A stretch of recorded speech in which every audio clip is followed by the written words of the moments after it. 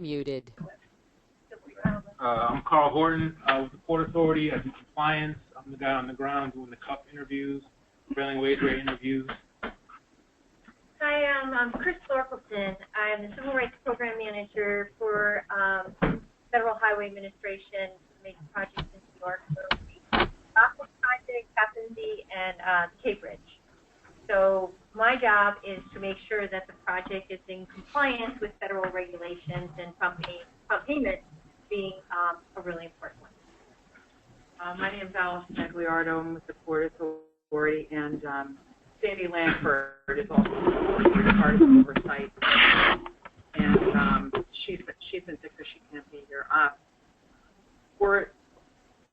We meet monthly, and actually now weekly, about this prompt payment issue, and part of our responsibility is making sure that that everyone is following the federal requirements, and part of that is making sure everyone here gets paid prompt payment. And with B2G, that's the software program that we use to check. That you say, okay, these guys submitted an invoice and they were paid within 30 days. So if you don't use that, what we're finding is some people haven't been using it, so we don't know. So we've been, I don't know if maybe some of you have seen the questionnaires we've been emailing out to just ask if you do anything, or you submit invoices, do you have any issues? So that's part of it. So, it's probably, I don't know the different systems to use, and I think every system can be improved, but it's just so important that you guys do put the data in the system. The only way we can help you is if you do this, and we want to make sure that everyone is taken care of. So thanks for coming. It's such a crappy day, so thank you. My name is Dan Hawes. I'm the financial controller for NYU Developer. So we have the project agreement with the Port Authority. KWM has a design build contract through us. Really just kind of echoing what Allison said. I mean, this is for your benefit, right? I mean, just a few minutes. Once everybody understands what's going on, it's just a few minutes a month. It's for your benefit. Make sure you're getting paid, and the federal government can make sure you're getting paid. So again, thanks for coming. And John Chapman, are you going to develop an app or something that someone can just put on their smartphone to be like, boop, paid? You know what I mean? Because getting into the system is I don't know, just streamlining it a little bit. It'd be good to get people's ideas of how this could be better, or you know what I mean? So. Well, it definitely makes sure we show you ways to say reduce the number of clicks that are required for you to confirm payments either made to you and/or your subprime report payment you've made to your own subcontractor. We want to make sure that you're not wasting time on the wrong screens or spending time doing something you don't need to. We also want to make sure we show you how to get the information you need if there's additional information. Thank you. Got it? Yep. Great.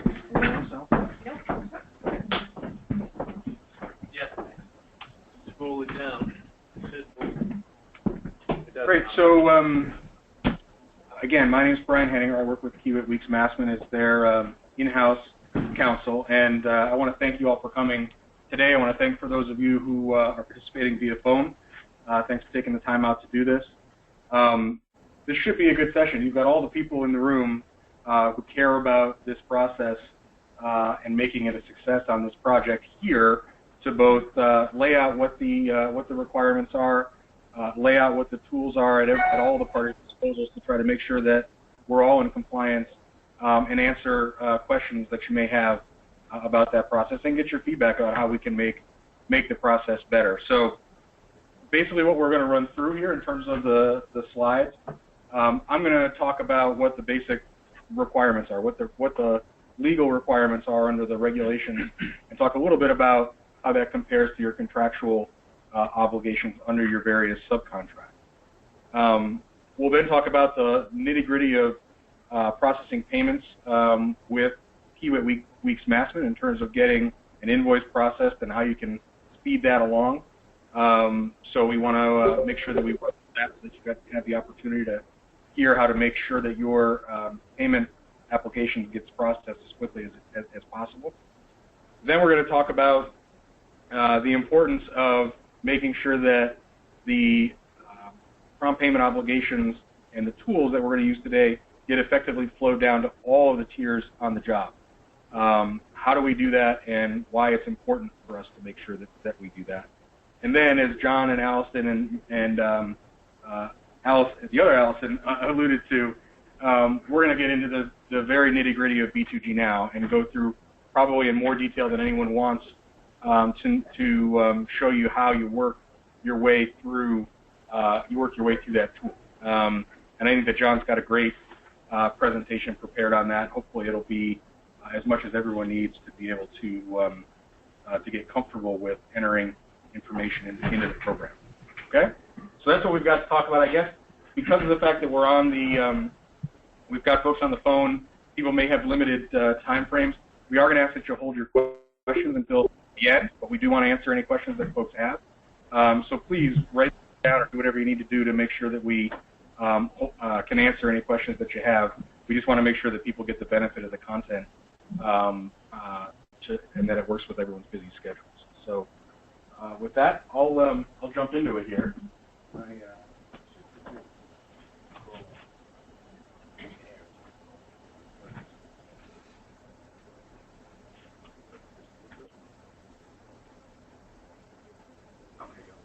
Okay, great.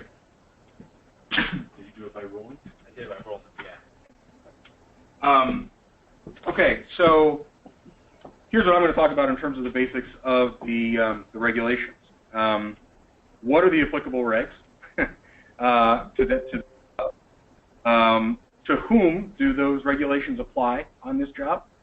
What are the timetables that we're talking about in terms of prompt payment? What makes up a prompt payment under the regulations?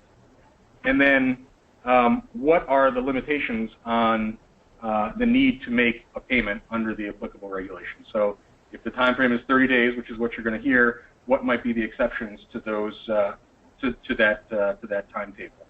All right. So first thing that I want to walk through is what are the applicable regulations.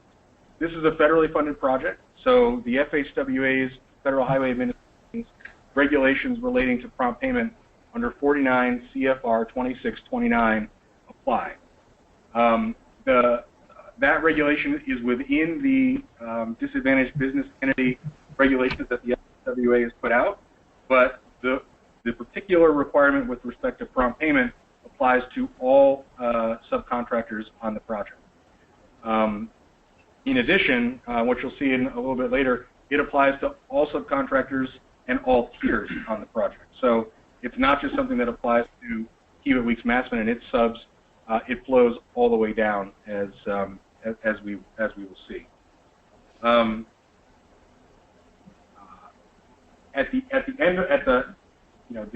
thing that we all care the most about, what is the applicable time frame?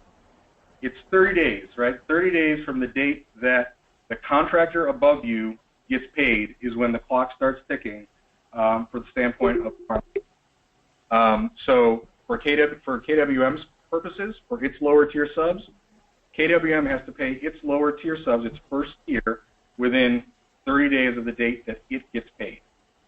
That applies to both progress payment and final payment with respect to making a final payment and releasing retention.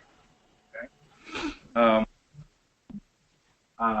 As Christine had laid out, and some of the folks that introduced themselves,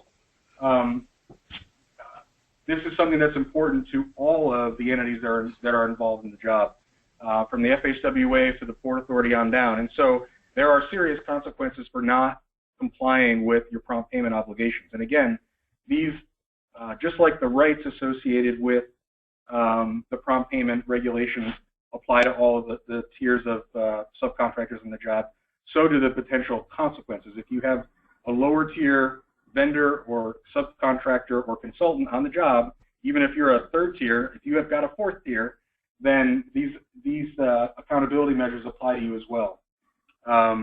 Failure to comply with your prompt payment obligations could result in declaration of a breach of your contract, withholding of your monthly progress payments, other sanctions that you might have available either under federal or federal law or regulations, liquidated damages, and potentially being disqualified from being able to participate in future federally funded projects. So for anyone, for all of you, you may all be small business owners or people with a significant interest in the small businesses that you're a part of, not being able to participate in these large federally funded projects is really an issue, and so this is a critically important obligation for all of us in this room. Okay. The next, if I can get it to go for me, there we go. So the logistics of how the 30-day rule works, right? And what I've got up on the screen, and you all have access to this presentation, so you can continue to refer back to it if you need to as time goes on. The requirements that I've got up here, I've put the citations in there so that anytime you want to refer to it for yourselves, you can find it. You can find these on the FHWA's website, so it's pretty easy for everybody to get to. And I've quoted, where applicable, the actual requirements. So this isn't coming necessarily from me; it's coming straight out of the regulations themselves. So one of the things that I said on the last slide was that this obligation applies to all tiers, and it applies to all contractors. And I wanted to talk just a little bit more about that, so that we knew what it means.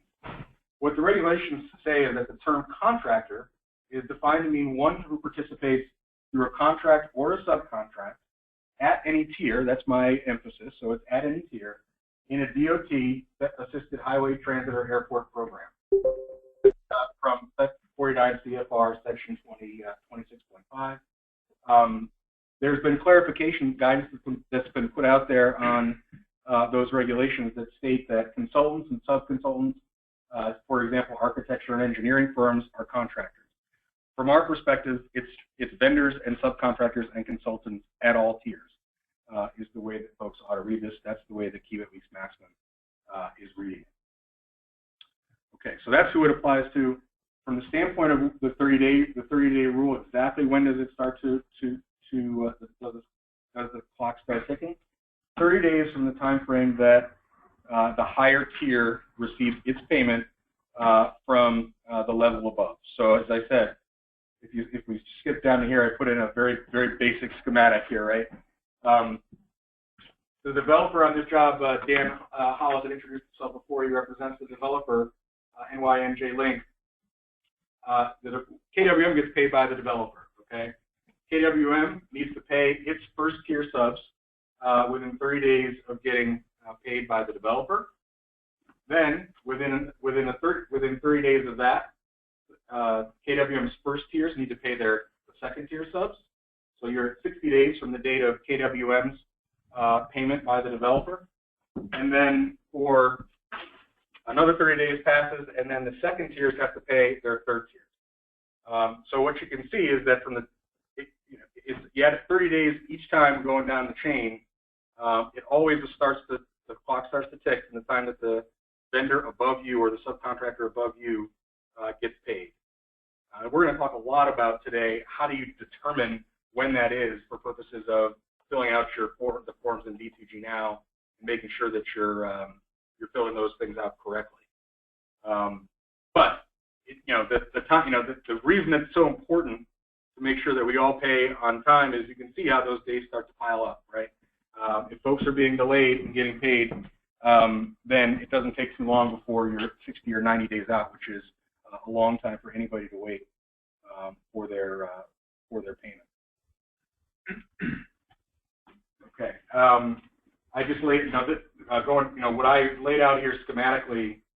You can find in the guidance that the FHWA has put out here. What they say in words, that what I put into an image is, in the case of a second or third tier subcontractor, the 30-day period begins to run when the first tier subcontractor receives payment from the prime contractor, or when the second tier subcontractor receives payment from the first tier subcontractor. So essentially what I just laid out What's important to understand for some of you is that the subcontracts that you may have with Kiewit Weeks Massman, for example, may have in it from a contractual perspective. We may have in our subcontract that we're going to pay you sooner than 30 days. And we may have done that because we wanted to incentivize performance, or for a schedule purpose, or because we have a schedule of values that specifies a time that's different than 30 days. From the standpoint of compliance with the prompt payment guidelines, the regulations, 30 days is what trumps everything, okay? From the standpoint of contractual compliance, in terms of when you can call Matt or me or someone else and say, hey, I'm not getting paid in accordance with my subcontract, if it's a less than 30-day pay period under your subcontract, that's an issue between you and KWM, or if you're a third tier, then it's between you and the second tier subcontractor from a contractual perspective. From the standpoint, when you're asked in B2G now, have you been promptly paid in accordance with the FHWA guidelines? The question is, have you been paid within 30 days of the date that the contractor above you was paid? Is everyone clear on that? Does that make sense to you? Okay. All right, so that's what I have there on the last bullet, and the difference between your subcontract contractual payment obligations and rights and what the guidelines, what the FHWA guidelines require. Okay, the last part of the drive, yeah. Jump in just to Sure. ask you to make sure you underline that point well, because I think Ann has mentioned this to me in the past. So if your contract says you're supposed to get paid within 7 days, let's just say, and then you get paid in 14 days, you might have a legitimate issue with whomever holds that contract for you, but when you log in to confirm payments, you should be saying, yes, I was paid promptly in accordance with the 30-day prompt pay regulation. It's a good example. Yeah, no, I agree with that. Correct. Is everyone okay with that in the back of the room on this side too? Yes? Okay. So the Port Authority and the FHWA are nodding their heads too. Yeah, so I think that is something that's important to understand. And either way, we want to hear from you if you feel as though you're not being promptly paid. But just keep that in mind for purposes of how you're filling out B2G now, and if you've been paid in accordance with the prompt payment regulations, it's 30 days from the date that the sub above you, or that the contractor above you. Okay. So the last thing that I wanted to go over before I turn it over to some of our subcontractor handler folks, Matt Redmond, is what are the limitations on this requirement? And this is important for all of us to understand because everyone here has been involved in construction enough to know that disputes arise with respect to payment. And so how do you deal with that when it does arise, and what's the effect of it with respect to everyone's prompt payment obligations? So the 30-day time period for payment of subcontractors begins in accordance with the regulations when the contractor above has received payment from the recipient for satisfactory completion of the work. Satisfactory completion of the work is very important. Satisfactory completion of the work means two things. One, was the work performed properly? Was there a defect in the work, or was it not completed as specified? That's one way in which it could not be satisfactory. The other way that work could not be satisfactorily performed is if you haven't fulfilled all of the obligations under your subcontract documentation-wise, right? So if your subcontract, for example, requires you to fill out a partial lien waiver or a payment acknowledgement, or if your subcontract requires you to fill out your certified payrolls each week, or if your subcontract requires you to submit certifications for Buy America, if that documentation is a part of your contractual obligation and you haven't turned that in, and that's a condition of your payment, then you have not satisfactorily completed the work for purposes of prompt payment. And that's something that probably, from the standpoint of the folks that are in this room who deal with KWM's first tiers, that's something that you've heard a lot, right? In other words, we need this from you in order to process your payment, okay? It is important, and sometimes a dispute can be even more significant than that, right? Sometimes we have an actual contractual dispute where we believe that that you didn't perform the work properly for the following reason, you say, nope, that's incorrect. I performed everything in accordance with my spec. In that case, we might have to follow our contractual procedures to work that out, which could be mediation, arbitration, litigation, whatever your particular subcontract dispute resolution procedure provides. In that case, in the case that you've got a dispute, then the 30-day clock doesn't start to tick with respect to that particular payment that is disputed. Okay. So what do you do in that circumstance, right? And what is KWM? What is KWM's policy in terms of how it wants to proceed there? If you've got a dispute, from our perspective, what KWM will be trying to do with respect to its first tiers is saying, okay, look, we agree with respect to this amount, undisputed. We want to make sure that you get paid the undisputed amount. With respect to a disputed amount, because you either haven't turned something in or because we think that the work wasn't performed properly, we're going to document that that work wasn't performed properly. We're going to write you something that says, here's the amount that is disputed, and we're going to say we need to withhold that until it's performed properly, and we're going to go through a dispute process, right? And that's going to be in accordance with your subcontract. We need to document that in a letter or a communication such that everyone knows what the dispute is and what the amount that's subject to the dispute is. Once that's clear, from our perspective, we can work with you to try and get a partial payment made for the undisputed amount. What may end up happening if we do that, we may ask you to submit a different invoice, right? An invoice that's not for the full amount, but rather that says, here's an invoice for the undisputed amount, here's an invoice for the disputed amount, undisputed and disputed. We pay you for the undisputed one, and we hold the disputed invoice. That way, it's clear, everyone understands what the documentation is and why the disputed amount is being withheld. KWM will, and you have the right to, if KWM isn't the tier above you, you have the right to ask of your upper tier contractor, the person with whom you have your subcontract, to ask them not to require you to waive any rights that you have to disputed amount as a condition of getting a partial payment. We shouldn't do that, right? At the end of the day, what we will do is say to you, look, you don't have to waive the disputed amount, and if you give me an invoice for the disputed amount, we'll hold that in advance and we'll go through our dispute process. But we will make you fill out a acknowledgement of payment that says for the undisputed amount that you've been paid, we want to make sure we get an acknowledgement of payment for that and get that put to the side and taken care of so you can get your money and we can have the documentation appropriately in order. With respect to any amounts that do, again, from our perspective, what has oftentimes happened is we get caught in a loop, right, where someone says, you guys haven't paid me my entire invoice. You're disputing this amount. KWM would say, yes, that's right. We have a dispute with you for a certain amount of this. We need you to submit an invoice for the disputed amount and the undisputed amount. And the sub says to us, no, we're not going to do that because we don't want to endanger a claim that we might have in relation to the disputed amount. From our perspective, we're not trying to put you into a box with respect to that. We're trying to make sure we get the documentation right so that for everyone on the job, it's clear, here's what's disputed, here's what isn't disputed, let's pay the undisputed amount, let's go through our subcontract process for the disputed amount and work that out in the way that our contract requires. So I hope that that should be willing to work with us on that. And it should be the case for, if your contract is not with KWM but with a tier below us, you should have a dispute resolution process that you follow with your lower tier sub as well. And so you work it out in accordance with that contractual structure.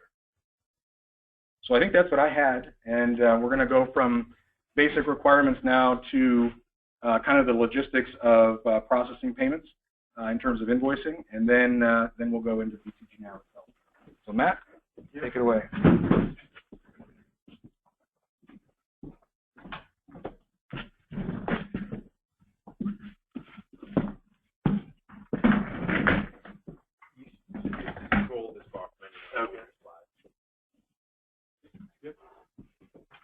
Okay, so now that you've performed the work, you want to get paid as quick as possible, and this is meant to streamline that process for us.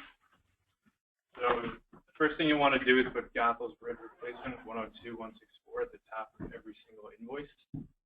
And you'll follow that with the purchase order number so the PO can be associated with that invoice immediately. And to be quite frank, if a invoice comes in without a purchase order, it's going to take a lot longer to get that paid. You have a processor in Omaha trying to match up a purchase order with the invoice, and if a purchase order doesn't even exist, then we're back to square one, creating a purchase order and then associating with the invoice.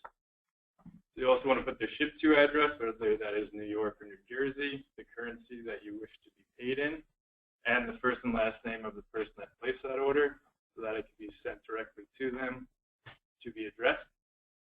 We also ask that you have the contact name of the sales agent or supplier from your company. Should there be any questions, give a direct contact. Email all invoices to kbs.invoicesap@kiewit.com. That would definitely be the email address to jot down here, as well as gbrpap@kwmjv.com, which sends it to the management so they can further assign and stay on top of it so that their handlers are addressing the invoices that need to be addressed.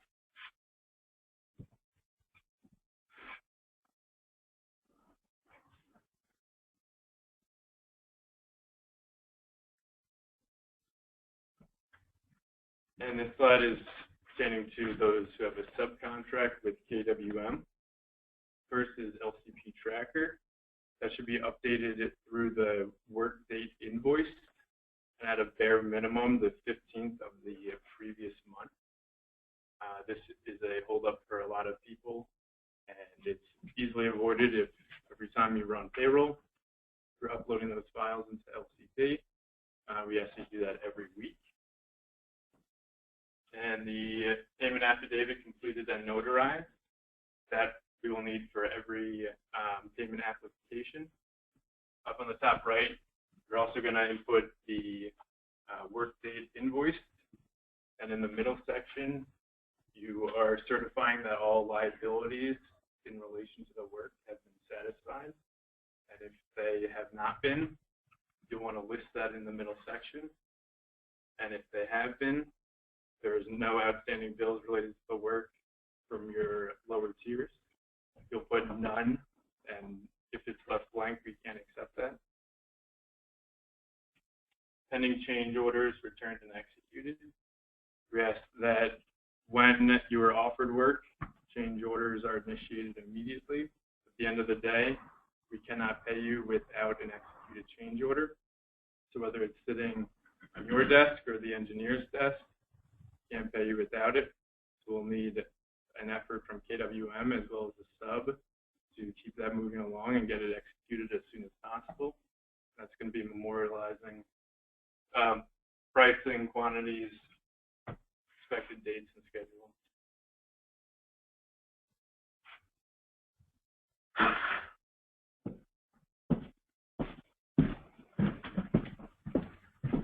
I'm going to skip this one because you talk about this, John. So really, I just wanted to mention the importance of lower tier reporting. We talked about it a little bit. This is how we track everybody who's getting in the system. At some point, everybody in this room is a lower tier to KWM. So obviously, the same importance you place on getting paid is the same importance that we place on everybody below you. Everything should be updated monthly within the first few days of the month, so we're not going off bad information. It's all current. And this is really where we give everybody a chance to voice any concerns, make sure they're getting paid on time. The information that needs to be in the system is per Port Authority requirements. That includes scope of work, contract amount, contract award date, and estimated start date for work. If you're a DBE or it's a lower tier DBE, we'll also need a scope of worksheet attached to that record and the NAICS code. Anything for KWM specifically can be sent to Ann Caprari, who's currently not here, and anything for Link will be Dan Hobb, who talked earlier.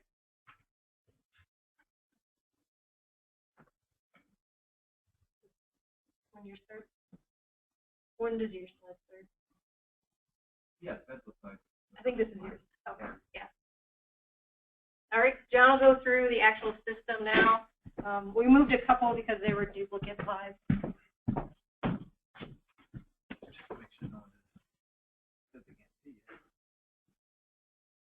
You want me to click for you, or are you gonna? No, that's okay.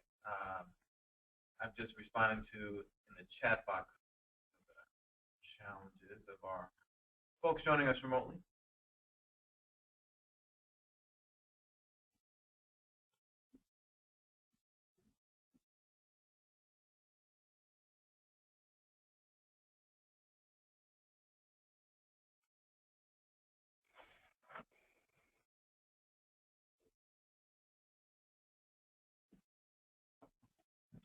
All right, so as you all certainly should know by this point, generally speaking, what the goals and features of the supplier diversity contracting system are, folks will often refer to it as the B2G Now system. Certainly when you access it online, it's branded as Kiewit Supplier Diversity Contracting System.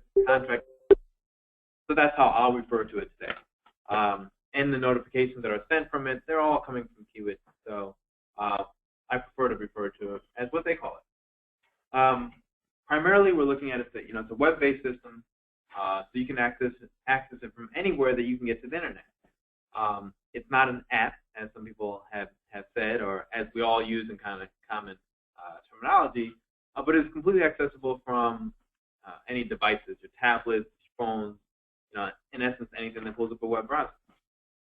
And many folks certainly do use their phones for confirmation of subcontractor payments.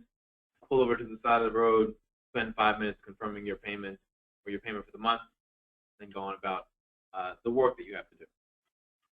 Primarily, we're looking at capturing the payments that are reported from the prime to lower tier subs and on down the line. And also for them, for Kiewit staff, gives them the ability to monitor their progress overall, as well as Port Authority monitoring their progress overall towards meeting the overall goals in the contract, the DBE goal in the contract. So we'll look at many of the screens that you will see and that you may want to look at to glean additional information about your role on the project.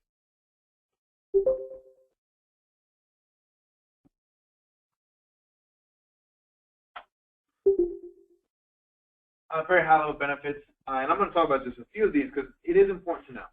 So it's one I just want to get in and get out every month as quickly as possible, confirming my payments, and that's great. And that really should just be your focus every month. But it is a system that they've made available to you, and there's power to it and things that you can do to ensure that you're managing your data adequately that you should take advantage of. Okay? So, for example, obviously you manage your own vendor account. You can have unlimited users connected to your vendor account. Okay? And one of the things about the B2G Now system, it is collaborative. Okay? So while you're accessing it and looking at your contract for Gallows Bridge, depending on the type of work you're doing, you'll begin to see other contracts or subcontracts that you hold with other municipalities, whether that's the New York City, New York State MTA, several of the New York State agencies, or indeed some of the other Port Authority projects. So with that one login, single time you're going in, you can confirm payments received on other projects, and or if you're subprime, report payments made to other subcontractors. Okay? Single login, same time. And so make sure that, we'll show you how to do it, that you've access to your list of users, and you're maintaining that, keeping that up to date. Okay? Keeping your email address, which is your username, and also the primary mechanism by which the system is sending you monthly notifications and or sending you the messages that Ann or Kiewit generate. Those are going to your email, right? It's done through the system and it's all saved in the system, but you get a notification on your email. So let's make sure that that is up to date. Should be a substantial time savings for you. Certainly, this project has been going on for some time, so you may not think about it in terms of paper reporting, but as opposed to taking a piece of paper, writing out your sub's name over and over again every single month, this should be quicker than that. You're really just bringing up the subs that you paid, putting in that number, or seeing a number paid to you, saying yes or no, and then testing was it paid promptly, and putting a date paid. Let's go ahead and get into it in a little bit of detail. So obviously this is the URL for the system. You don't necessarily need to know this offhand because you receive the notifications every month, and they all include this link to take you back to this.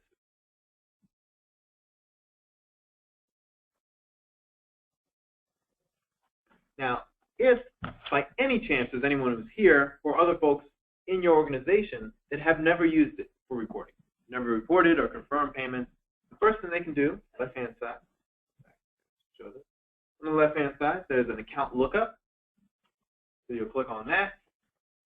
You can either search by company name or other information related to your company to bring up a list of the users for your vendor.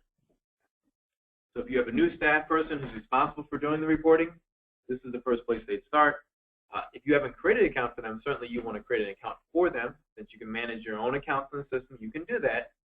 But then when they need to access it, they're going to go ahead, look up their account, and then it'll show their email, and they'll do a password reminder to get their first-time password, and then log in with that one-time use password prior to personalizing it for themselves.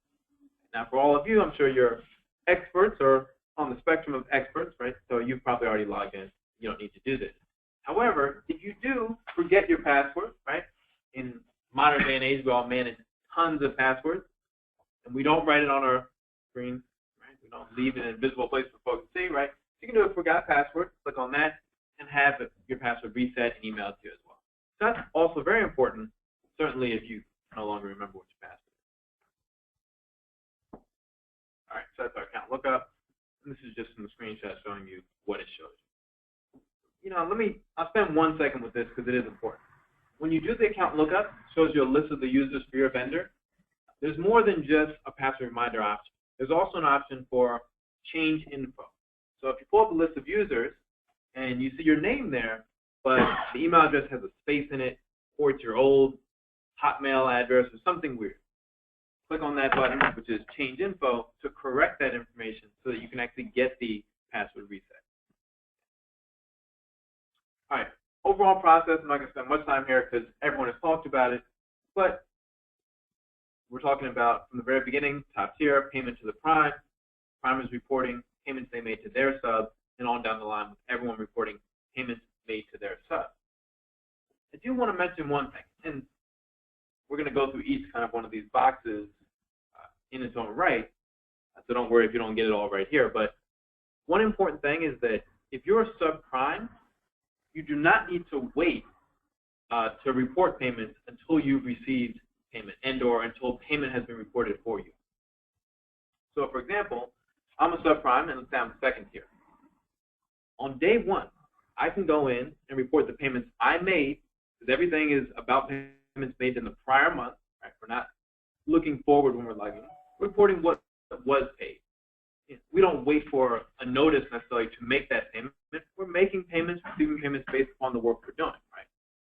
So at the beginning of January, if you're a subprime, you have subs working for you, you can go in and report those payments that you made last month to your sub. You can't yet confirm your payment because you may not have, your subprime hasn't reported that yet. So you have to wait until they've actually reported the amount paid to you until you can confirm. Make sense, right? You need to see a number there that you can actually confirm as well as the date. But there's no reason for you to wait unless you haven't actually paid them yet. Considering we're looking at a month prior, you've probably already paid them, and you can go in and report that. Show you how you can do it very easily. You can also, if you haven't paid them anything in December, quickly and easily report zero payment. We'll show you the way to do that as well. You know, just before I get too far, I'm going to go back again for one other quick thing to mention and highlight. When you've logged in, there's several links to sign up for training classes similar to this. Frankly, better than this in terms of my piece, not better than this in terms of your access to Kiewit folks and FHWA and Port Authority, but there's standard classes we offer basically every other week. They go through this in detail with a trainer that looks at every screen, live, she's doing it. So if there's questions you have, whenever I click this, I don't get the following screen, she'll take you through that. Okay, so those classes, you can access them and sign up when you're logged in, or even just from the portal page, system training there, right there at the very top. Sign up for those classes. Or again, new folks that are working for you, this is their responsibility. Send them to take that training class first and foremost. Okay. And you don't have to come to job site. They're taught via webinar, so you can log in from your office or from wherever, from home. Okay. And so we'll get into all these. I will quickly just mention in our boxes here, kind of steps 2 and 3. There may be instances where you're looking at the payment amount reported as paid to you for the time period, and you say, no, I did not get paid that amount. Okay. So you're going to reject the amount reported as paid to you, and then enter that you were either paid 0 or a certain amount. Then you have to provide reasons as to what's the discrepancy, what's the difference here, why is there a difference. Okay? And so we'll look at what that screen looks like as well, but that's an option when you're doing your reporting. Now, I'll leave it to the KWS folks to talk about when you should use that or not. If it's related to a disagreement about a payment, this is more tracking. The person said they paid me $5,000. I got a check. It was for $50,000. All right. So first thing is a notice to prime or to every subprime, right, saying that the audit is open, ready to go. Or you'll get another notice when you report a payment to you. So it's again a reminder. Log in, do your stuff. You log in, you brought your dashboard. The primary thing, there's a lot of information you can manage on your dashboard. The primary thing you're looking to do, you're going to kind of just get in and get out. Are they incomplete audits? It's going to show you in red the number of pending incomplete audits. You click on that number, which will take you to a list of all the pending incomplete audits. Now, as I mentioned, under one login, all of your information is there. And so we click on that number 15 in the example of my test vendor. I also have MTA in my list. Right, so I see I'm working on Fulton Street Center or something like that on MTA, through MTA. So I may, after I do my KWM audit, come back and respond to that audit as well. Okay, so we're going to click on that. Now, top prime, you get a summary of the contractor date, so the top prime is always aware of their progress against the goal. For all the subprimes, all of you folks, you're going to see a list of those subcontractors that work for you. And actually, I think I might have this on a later slide, but even before this screen, you have what's called the audit notice, which will show you, especially as a subprime, 2 potential actions you can take. One will say, report payments made to X number of subcontractors. And now however many work with you. Above that is a line that says, confirm payment received by X contractor. Click either one of those links to start the process. One is the confirmation of payment to you. One is you reporting what you paid your sub. And it will also tell you right on that screen in red, you have 2 responsibilities or 2 roles in the contract because you're a subprime. Now, if you're just a subcontractor, I'm curious, who here is just a subcontractor? No subs beneath them. So if you're just a subcontractor, you will just see the one option, confirm payment as reported by, and I'll have the name of your subprime. Okay. For the subprime, you'll see the list of the subs working for you. You can either click submit response to do them one at a time. We did that. Basically looking at a screen kind of like this. Amount you paid them, date you paid them, was it paid within the 30-day prompt pay, and then payment detail. Now, the payment detail is important for you to provide. Payment detail can be a check number, EFT number. Some folks will even include invoice information. Anything, the sub sees that payment detail, anything that helps them to confirm quickly and easily. Check number 15 for $4,000 plus check number 6 for $6,000, total of $10,000 for the month. Sub will see that, say, yep, got that check, it is $10,000. Confirmed, in and out easier for them, which is what everyone wants.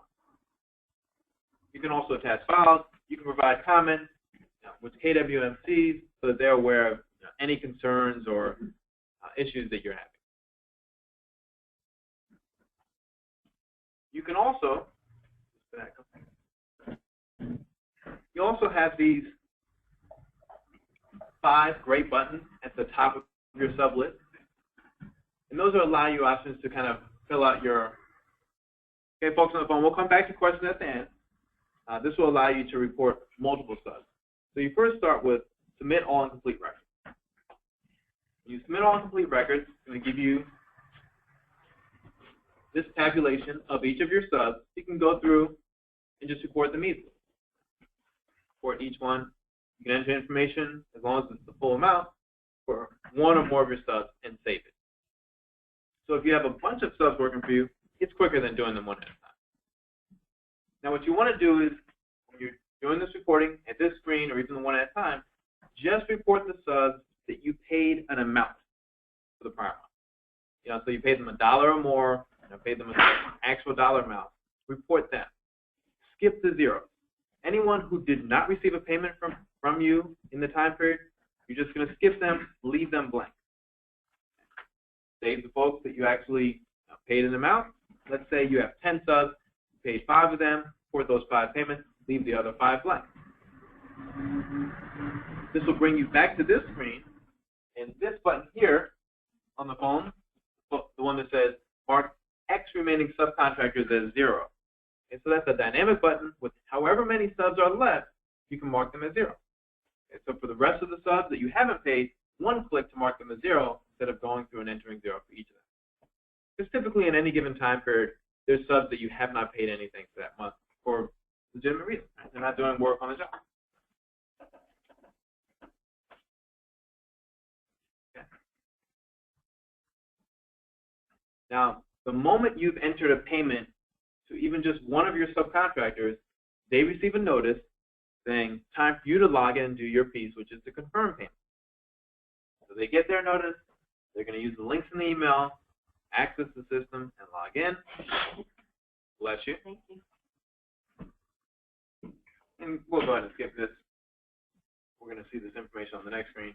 So big red letters for them, and actually when you get the email notice if you're a subcontractor, scroll down to the bottom of the email notice, there's 2 options for confirming your payment. You can either click on the link, log in, go to incomplete audits, click confirm, you'll get to this screen. Or there's something called rapid reporting. At the bottom of the email notice, they'll say report rapidly. They'll give you 2 numbers. These are single use, one-time use login credentials. So you can use those numbers to click the link to confirm rapidly. You'll enter those numbers in, and without even, it's kind of like a partial login, with fewer clicks, it'll take you right to this screen and allow you to just answer the questions and then save it.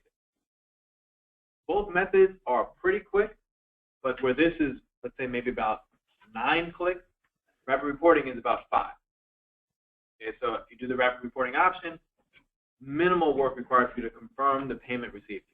You cannot use that to report payments to lower tier subs. Only for confirmation. Reporting payments, you've got to log in, other information provided. But for confirmation, whether it's confirming, just confirming your payment because you're a subprime, you'll do the reporting later, or if you're only a subcontractor, use that method to just quickly confirm. Big red digits, you're going to see the amount reported as paid to you. And it's going to show you right above the number, amount reported by, in my case, Robert L. DeRosa. If he's here or if he's on the phone. Oh, Robert. Use him as an example. He paid me $50,000. So it shows I was paid by him. Okay. And then the payment detail provided, I mentioned payment detail being important to provide. He let me know that it's check number 3121 and 3122. So I can use that, cross-reference my records. Yes, it was $50,000. We're good to go. I'm going to say correct or incorrect. If I say correct, I'm going to put in the date paid to me, the date that I was paid, and I will also test was I paid promptly. You can also say if they're withholding retainage, and if they're still withholding retainage, how much is being withheld, and when you anticipate receiving that amount. And just at the bottom of our screen here, we can't scroll down. There's also an option for you to send a private message, which is only viewable by KWM. Any issues or concerns you're having, whether it's specific to that one audit period, that amount, or on the job in general. And then there's also public comments, which are viewable by all your subprime as well as KWM, that you can also add any comments you want. There's a place you can attach files. If they're asking you to attach something, you can easily include that all in your response to the audit.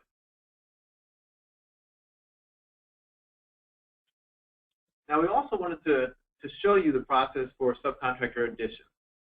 Okay, so, again, if you're a subprime and you're not seeing your subs in the system and you want to be able to report payments on them, you can add them yourself. They will go to KWM for approval.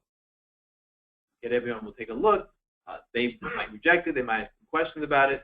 But ultimately, putting them on the sub list is something KWM does. You can get there from many different screens. One of the easiest ways is from your dashboard, click on My Contract, or the dashboard one, just the contract link there, takes you to a list of all of your prime or subcontracts, right? Let's say you're only doing Gossel's Bridge, be just the one Gossel's Bridge subcontract.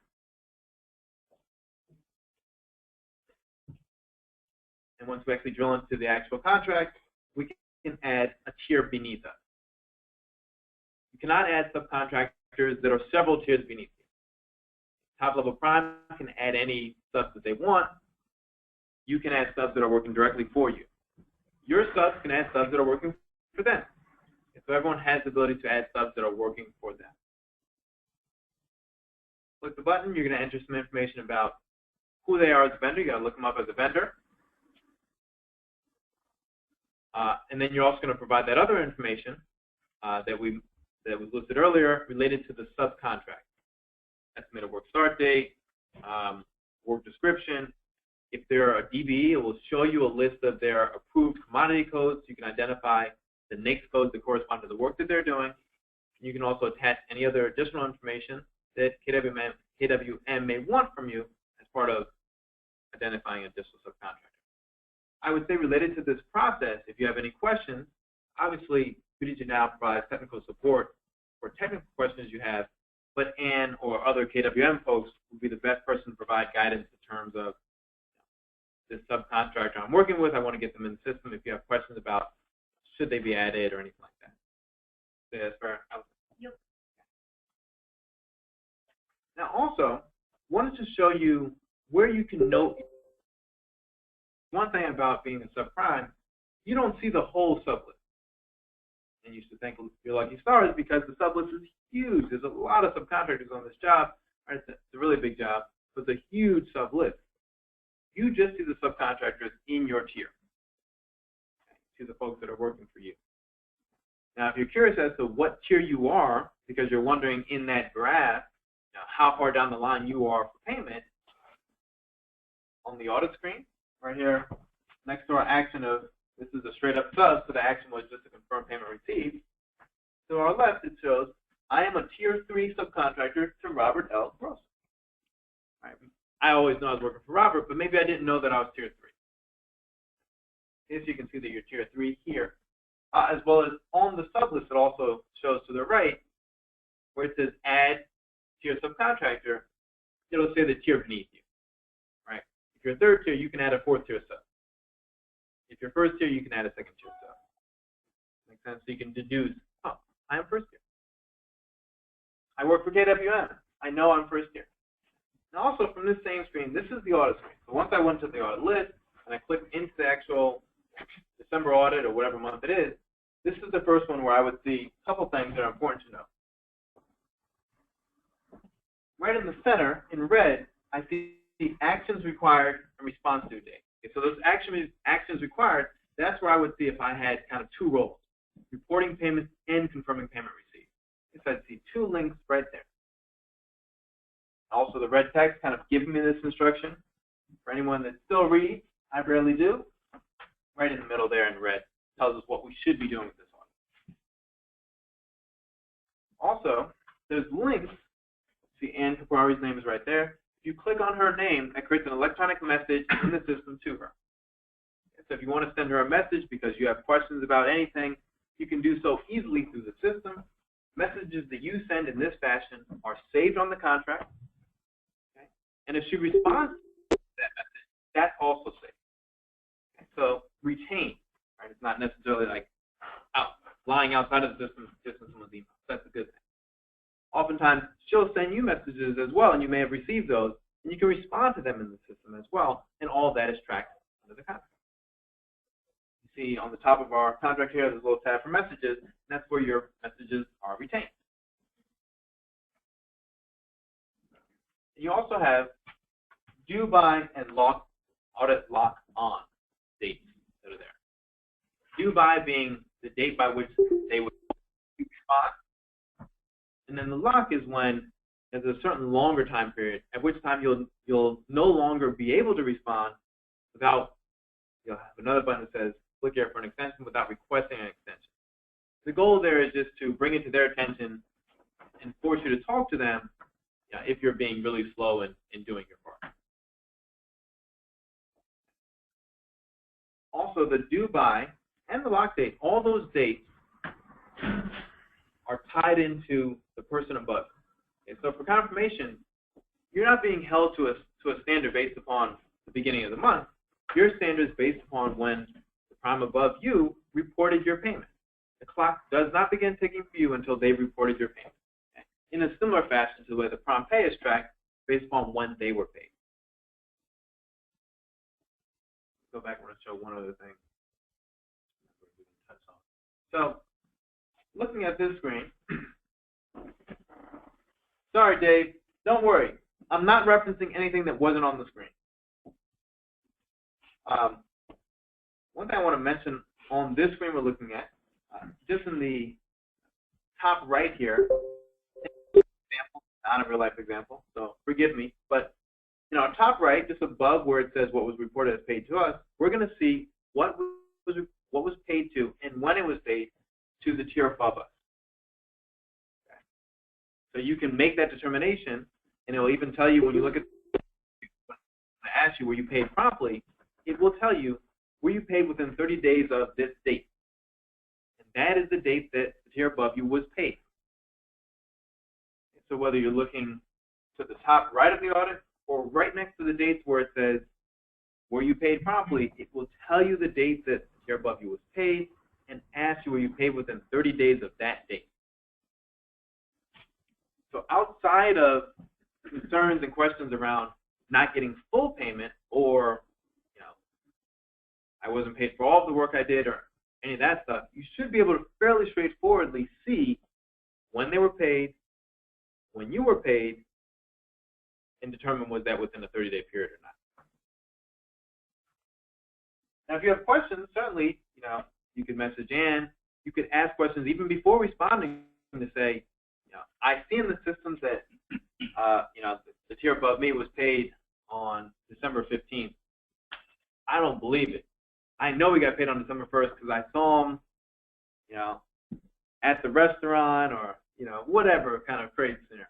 So the person got paid, or you think the information is just wrong, and you don't want to report that it was paid promptly until you clear that up.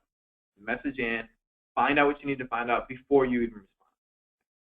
But everyone's information, very transparent to Port Authority as well as the KWM as to when folks are reporting that they paid beneath them, and each of these tiers are also confirming that they were paid on that day.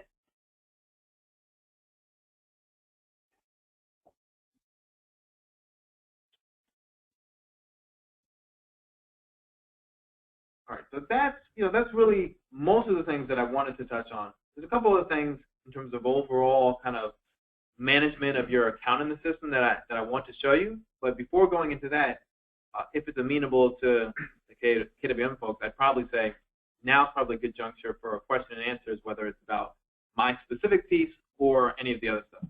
Sound okay to you guys? Yeah. How much longer would you have left in your presentation?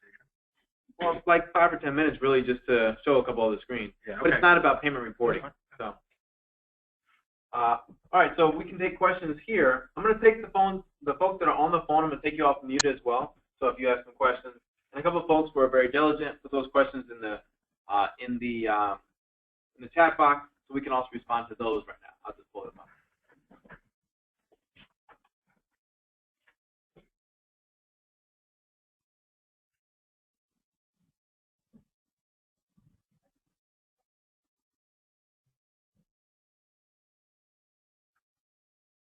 All right, Dave.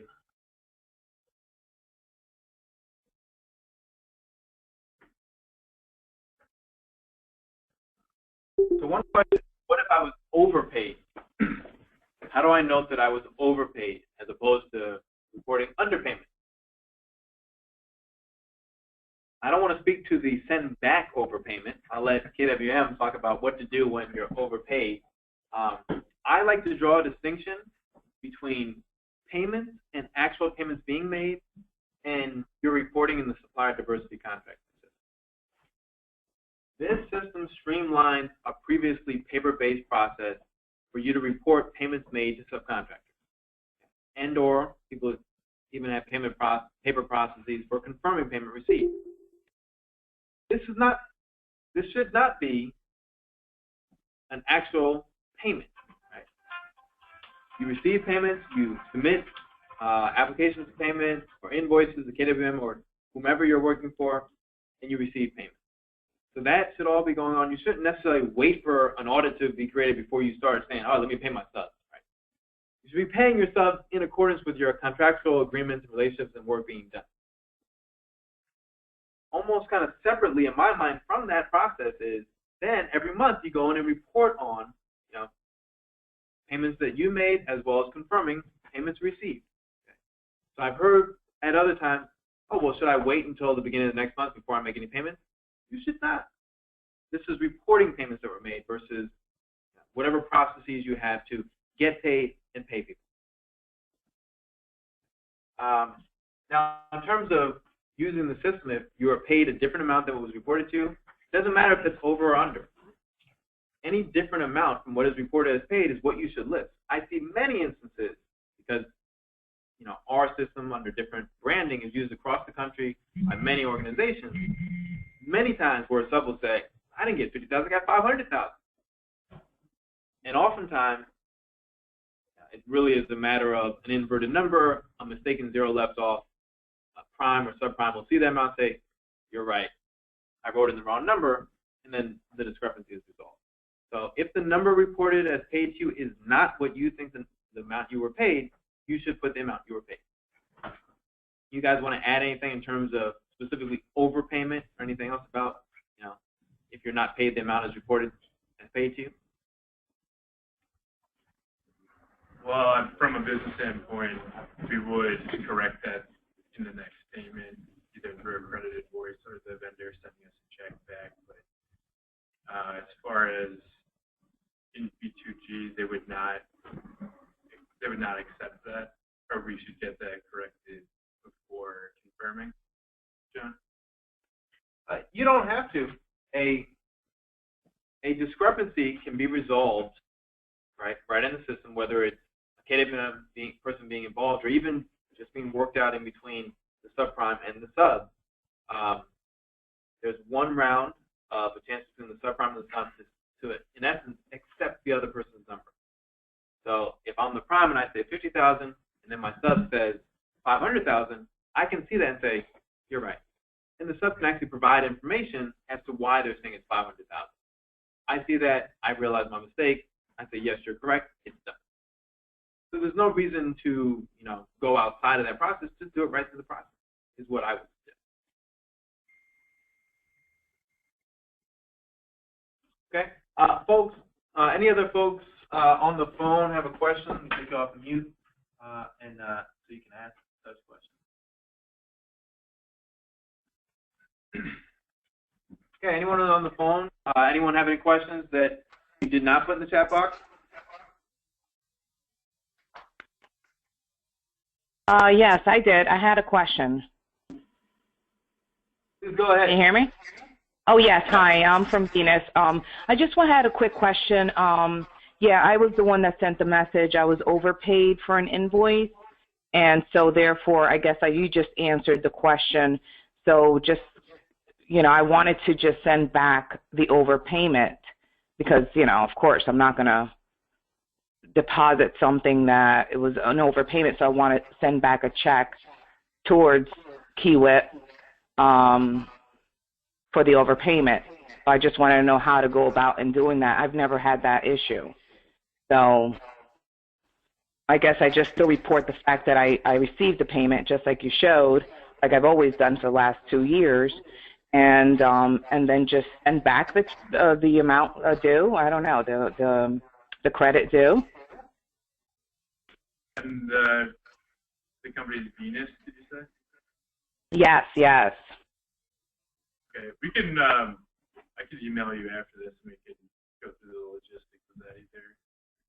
Canceling the check. That's great. Yeah, it's Venus Fire Protection. So, yeah. Yeah, and I guess I would perhaps amend what I said just to add that because this is a reporting of payments made and received as actually payments, if you got paid this overpayment on December 15th and you work it out by December 20th, so by January 1st or 2nd when the audit is created, it's been rectified, then the amount that would go in there that KWM would report or the Chair Bubby would report would likely be the correct amount. You can just confirm that correct amount. If for whatever reason the amount still shows the overage, then, you know, no reason to say, yes, I did get this, but I'm still working it out. To say, you know, no, I didn't. It was actually this lesser amount. And you can include comment as to regard to, you know, what you've taken, steps you've taken thus far to rectify that overpayment.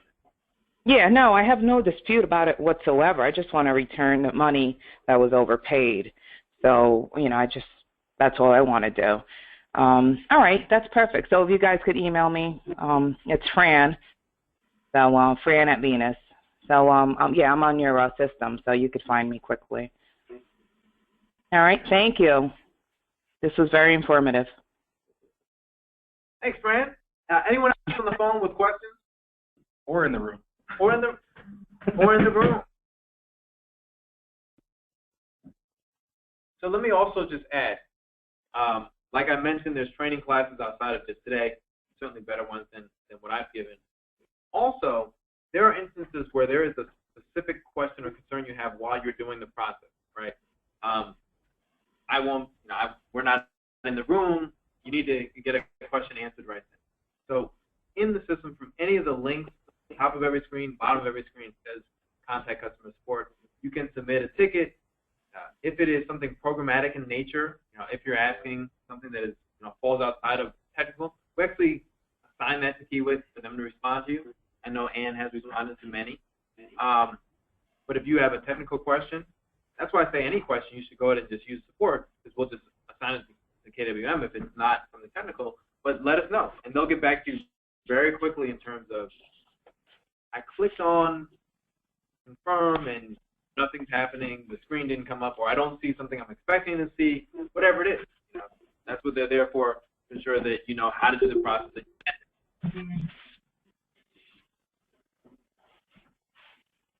Any other last chance folks in the room? Questions? Any final remarks, I guess, from KWN team? I just wanted to reiterate, so what's our plan as far as how we're going to put this presentation, make it available to everybody? For the people in the room, a lot of the writing was small, and we didn't give out hard copies, so I want to make sure it's going to be available after this. Yeah, Ann will make sure it's available, and she can send an email out through B2G now, just like we had set up the initial invite. Okay. So we'll put it, the plan was to put it on our SharePoint, accessible to all the vendors. We'll make sure that everybody has access to where we're going to post it. Yeah, and then just in support of what I said before about contacting support, in addition to links in the system, you can also just send an email to kiewit@mwdbe.com. That's the same exact thing, creates a support ticket as well. You know, if you haven't logged in, you just have a concern or a question about something you received, you can also contact support that way. Okay. We've also recorded this session. That will stop the recording now. And so I think the KWM's hope was to